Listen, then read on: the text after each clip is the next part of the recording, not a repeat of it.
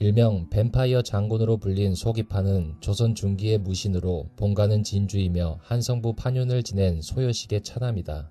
르빈부 도사를 지낸 소자파의 동생으로 어모 장군을 지낸 소세온, 기묘명연의 한 사람이며 대사관을 지낸 소세량, 마량 진수군 첨절제사를 지낸 소세공, 좌찬성을 지낸 소세양 형제에게는 숙부가 된다. 아오는 도사를 지낸 소계파이다. 1491년 성종 22년의 실록을 보면 각 위의 부장들에게 대전을 강하게 해서 현명한 자를 뽑아 아래도록 하는 성종의 명이 있었는데 이에 불통, 즉 불합격했지만 쓸만한 인재라는 평을 받은 5명의 부장 중에 소기파의 이름이 있는 것으로 보아 1490년 이전에 무관으로서 출사했음을 알 수 있다. 이후 1494년 성종 25년 북방 변경 정벌에 종군했고 1500년 연산군 6년에 강계 이평, 지금의 자강도 화평군 리평리에 침입한 여진족을 붙잡아 베는 등 한동안 북방 변경의 여진 정벌 작전에 종사했으며 이 전공으로 1508년 중종 2년 부령부사에 올랐다. 부령부사를 지내면서 백성들에게 자애로운 정치를 베풀어 백성들에게 사랑을 받았는데 1509년 중종 4년에 이러한 공로를 인정받아 중종으로부터 포상을 받았다. 이때 이를 전하러 이장곤이 부령으로 갔는데 백성들이 부사를 교체해 새 부사가 부임하는 줄 알고 이장곤에게 달려와서 부사님을 더 계시게 해달라면서 간절히 부탁할 정도였다. 이러한 사실이 다시 조정에 보고되자 중종이 특별히 소기파의 자급을 한 등급 올려주었다.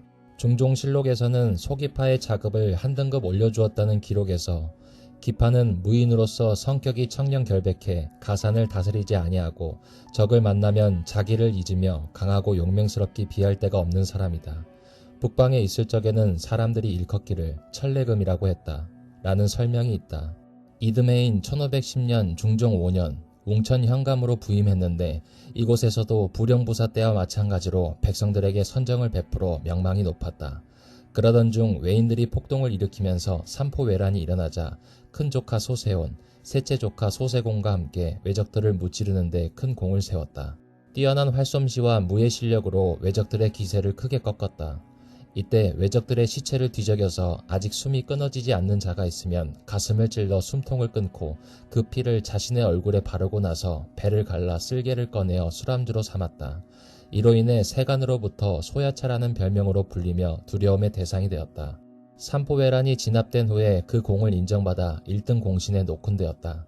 외란 당시의 잔악한 행적 때문에 1등에 착록하는 것을 꺼림칙해 하는 의견들도 있었으나 웅천 현감으로 선정을 베푼 것으로 명성이 자자했고 거기다가 중종이 그대로 공신으로 봉하도록 해서 1등 공신으로 녹훈되었다. 1516년 중종 10년 가선대부로서 전라수군 절도사에 올랐으며 1521년 중종 16년 병마절도사로 승진했으나 다른 수령들과 달리 상피, 즉 관료 인사의 공정성을 위해 관료들을 일정한 범위 내의 친족과 동일 관사에 취임하지 못하도록 한 제도에 문제가 있다는 대신들의 의견으로 한번 벼슬을 갈아내는 채직되었다가 이듬해인 1522년 중종 17년 다시 병마절도사로 임명되었다. 이 해에 전라도 관찰사 신상휘하에서 전라도의 여러 진을 침략하는 왜구를 토벌하는 데 참여했다. 이후 관직이 종이품 동지중추부사에 이르렀다.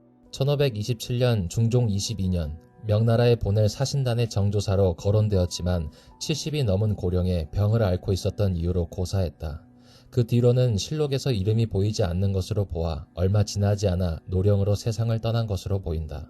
뒷날 1544년 중종 39년 사량진 외변이 일어나자 삼포외란 당시 웅천 현감이었던 소기파의 활약이 다시 거론되기도 하는 것으로 보아 사후에도 그 무용은 상당히 인정받았음을 알 수 있다. 소기파는 성품이 청렴하고 소탈하며 욕심이 없었고 승진에도 크게 구애받지 않았으며 지방수령으로 부임할 때는 백성들의 고충을 자애롭게 돌보며 선정을 펼쳐 가는 곳마다 민심을 얻고 크게 사랑받았다. 그러나 전장에 임해서는 삼포외란 때처럼 적을 잔악할 정도로 도륙하고 심지어 식인을 하는 등의 모습도 보였으므로 세간에서 크게 두려워하기도 했다. 이런 잔혹한 행동은 적에게 공포심을 심어주려는 의도적인 행위였거나 평생 전장에서 선봉장으로 활약하면서 PTSD가 생겨서 그런 것으로 추정된다. 소기파는 자신이 다스리던 임지에서 떠날 때마다 백성들이 그의 길을 막아서며 자신들의 지역을 더 통치해달라 애원했다고 한다.